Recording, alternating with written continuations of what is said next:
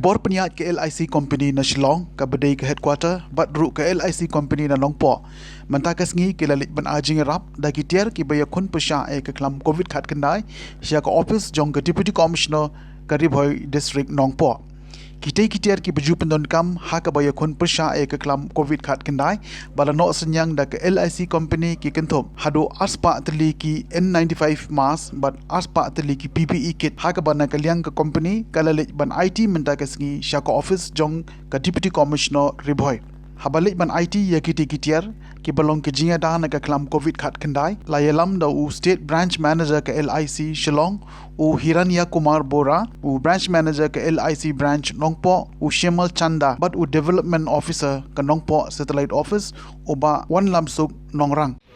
We are from Shillong.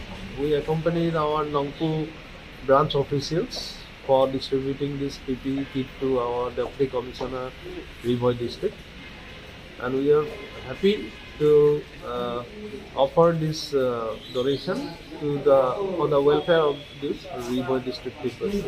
Thank you. Thank you. I'm branch manager of LIC Nongpo near fire brigade.